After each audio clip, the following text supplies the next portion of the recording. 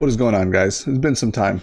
So let's go over a few things in this video. I want to just touch on the points that Alex Karp sent out in his shareholder letter. If you're not familiar with it, I'll post a link in the description. Go check it out yourself. If you're a Palantir investor or just want to be, it's definitely good to take a read. It's basically from the CEO and the leader, the main leader. And he has a large controlling share in the company, of course. So with his, how the class and the share structure is for him.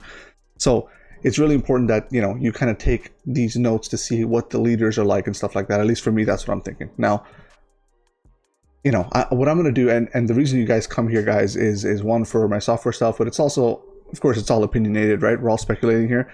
So although I'm very bullish on the company, there's a few things in the shareholder letter where you can take it one way or another. Now, before we start, full disclosure, super bullish on the company, haven't sold a single share. I have about 3,500-ish shares, give or take, but the idea is I'm going to build more and all this stuff when I get more money. I'm not poor as hell, right? Broke as hell buying this dip, man. But either way, I want to address some of the points. I'll just give you a few snippets. If you want the whole thing, go take a look in the description below and see the link for yourself. But I'm going to read some snippets and we're going to discuss it a little bit. And towards the end, if you're going to make it that long, I'll give you a little update as to what I'm doing and stuff like that. But here we go, okay? So again, look at the description. Go read it yourself first before you come here. Okay. In the 20th century, moats have existed protecting the markets and profits of certain companies and industries from erosion by competition. In this century, we believe that the only moat is software. Okay, all right. Another thing is we are witnessing firsthand the singularity ability of American institutions to adapt to the restructuring of our economy as a result of the advance and adoption of enterprise software that has converted nominally non-technical workforces across industries into engineers. Okay, so there's quite a few here. That's really not the only thing that you can pull out of it. But this next clip I'm reading to you is what resonates to me the most. Okay, so pay attention. Watch this.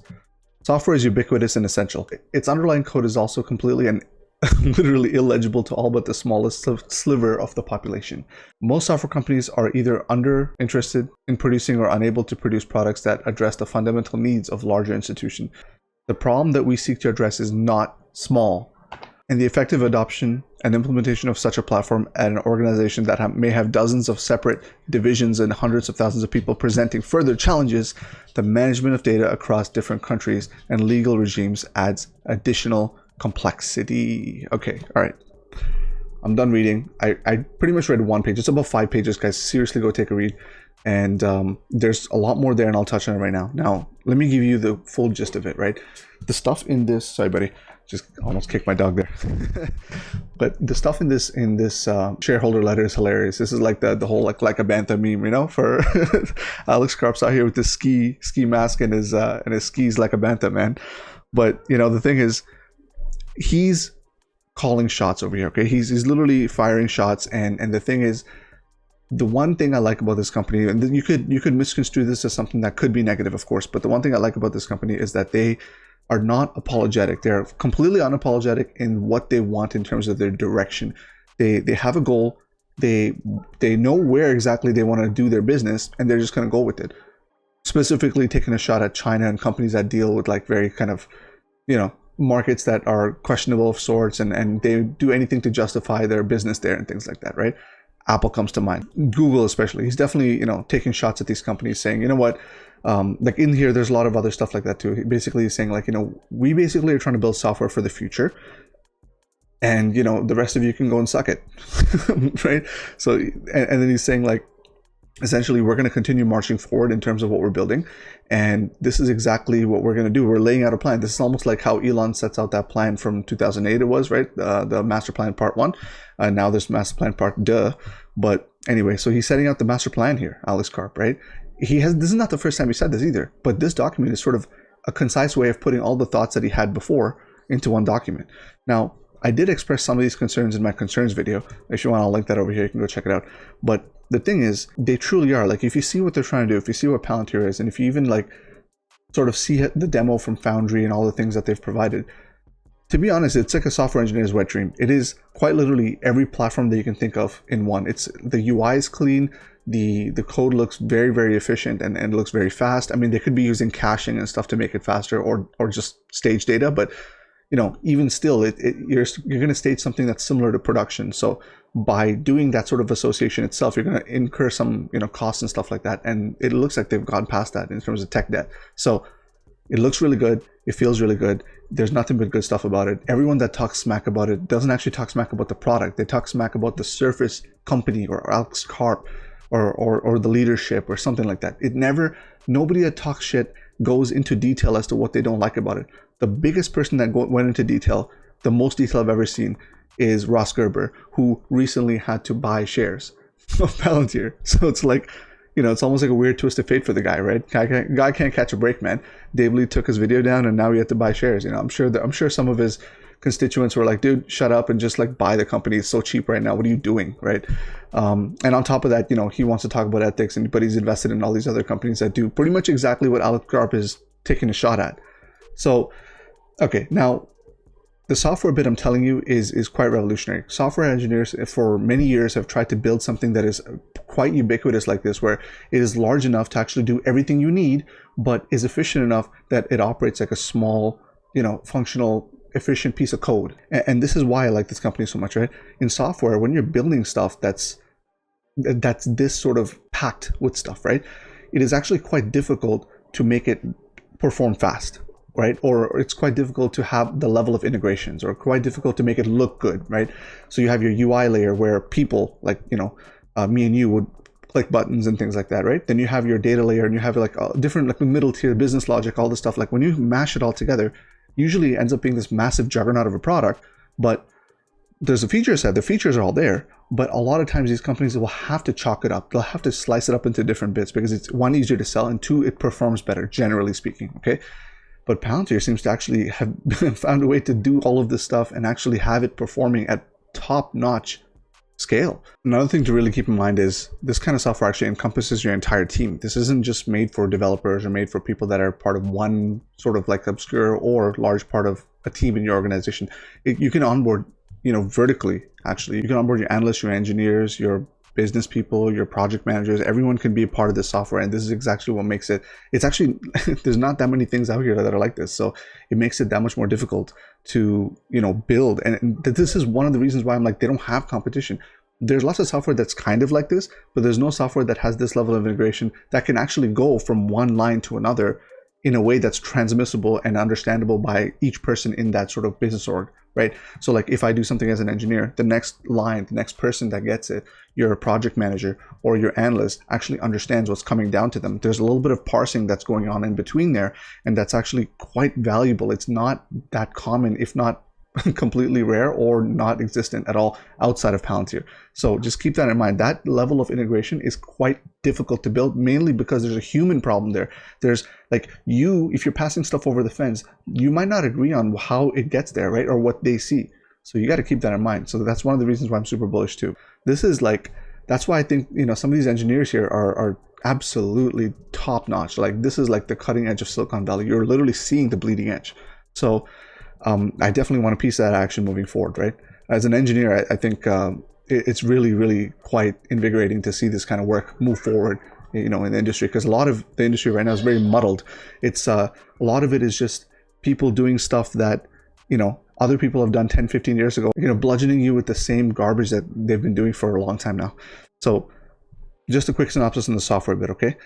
Also, by the way, before we move off of this, the design part of it is super clean, by the way. And that's another thing. Like getting all of these components into a piece of software is honestly one of the difficult. Forget the features, forget the integrations, forget all this stuff. Just getting these different types of teams, different types of engineers, guys. Like for example, I'm a different kind of engineer than someone like, for example, CodeStrap or somebody else, right? Like we do different things, but getting us all in the same room, actually agreeing to the same thing and performing and actually putting forth the product is like next level. It's not that easy. Believe me, this is why software cycles are so long. They take years. So, and on top of that, the maturity rate is high for this company because they're at a place where it seems like everyone that's building this agrees on what it's supposed to do. So the way they innovate is way faster. Okay. Software part done. Okay. Now, the other side of it is they're saying, okay, basically, same spiel. We're not going to help anyone but our allies, the West, the US, all these kind of guys, right? Now, my concern with this was, who's going to help the other side, right? Maybe the product isn't going to be as good. In fact, I am quite honestly willing to tell you that it's probably not going to be as good. But somebody's going to do it, right? So in a way, you're almost like, it's like saying, oh, I'm only going to serve men, right? Or I'm only going to cater to women, right? Then you're basically cutting out a whole large portion of the people, like the demographic, right? So the question is, the people that do it on the other side, would they turn their sights over here to the North American side? And how many companies on this side will say, hey, you know what, Palantir, we had a good run with you, let me try this. Now, I don't think it's going to be as good, for sure, but is it going to eat into Palantir's market share? Possible. We don't know. I'm just speculating here. We don't know. I'm just trying to present both sides of the argument here, okay? On top of that, Alex Karp takes a very strong political stance that he is going to only support the West and all this stuff like we just mentioned. And this kind of stuff rubs some people the wrong way. Like this, ever since Edward Snowden and all these other people, leaks and all these whistleblowers came out, right? And some rightfully so and some not. I mean, it's really up to you and what your take on it is. But at the end of the day, this whole information game has morphed into this thing where everyone wants to talk about it because everyone thinks they're an armchair sort of like CIA agent, right? But really, at the end of it, we're going to have to see some of these things pan out and go from there. Like, we don't have that much information to know. Like, we don't know what Palantir does on the government side, right? So for me, I'll hold my thoughts on it. But all I will say is, when he says I'm supporting the Western countries and democracy and all this stuff, I'm 100% on board with that. There is a reason why if you ask any immigrant from any other country, they'll want to move to the West, right? Whether it's one of the Western Bloc countries, England, Canada, US, that kind of stuff. Like, they'll want to move here, and it's for a specific reason. If you see the competitors, Russia, China, all these guys, right? The cultural, it's very homogenous. Like, everyone is kind of the same, right? Like, there's not that much multiculturalism. Now, I don't know this for sure. I just know this from the stuff I've read. So I'm willing to put my money and bet and play on the team that stands for diversity, stands for freedom of speech, stands for important things like that, because that's a place I want to raise my kids in. Hence all these freaking diaper boxes behind me, right? Like, it's the stuff that I definitely want to do. So, I mean, there's a lot of stuff like that in there in this letter, guys. I would suggest you go take a look. But straight up, I think these guys are starting to ramp, and this year, and this video is going to be kind of long as opposed to my normal ones, but I'm just telling you, this year is Palantir's, like, they're gathering their step, like right before they dunk on you, you take your 2 gather steps and you start dribbling and you go from there. They're doing that right now, and it's a fantastic time to buy, for me at least. It's not investment advice or financial advice, but I'm gonna buy as soon as I get some more money, mainly because I think, like, if you see all the stuff like Athenia, Hyundai, Merck, all these like different deals that they've struck, Airbus is really maturing, like with Skywise, right? You're starting to see this thing pan out where they're absolutely putting together what they were talking about, which is the operating system of like large enterprise. If every enterprise has Palantir as an operating system, then I don't think you need a B2C when you look at it from a traditional business point of view, right? The question is going to be how they're going to deal with competition, and it will come. Competition will come, but I don't know, guys. I'm pretty excited. I think Alex Karp definitely out here with the skis like a bantha, and we're about to get real in the next few years, man. I'm telling you, this company's embarking on a ramp. I think we are going to enjoy, if you're a shareholder, 100% of the time, every step along the way. And they're going to basically dispel all and the funny thing is, all the FUD is all garbage. There's no FUD that I see that is detailed. I even invited one of the FUDsters on my channel to go and talk about it, but the guy flaked as usual. So any of you guys out there, if you're bearish, you want to come on, you want to talk about why you're bearish, guy, let me know on Twitter. I'm not gonna grill you. I'm a very real channel. I keep it real. I'm not trying to pump everything. So you want to come on, you want to present your bear case? Come, let's do it, man. Let's do it. Let's take this objective view and let's see where it goes from there. But until then, I will leave the links in the description below. I love you all. I will catch you on the next one. Peace.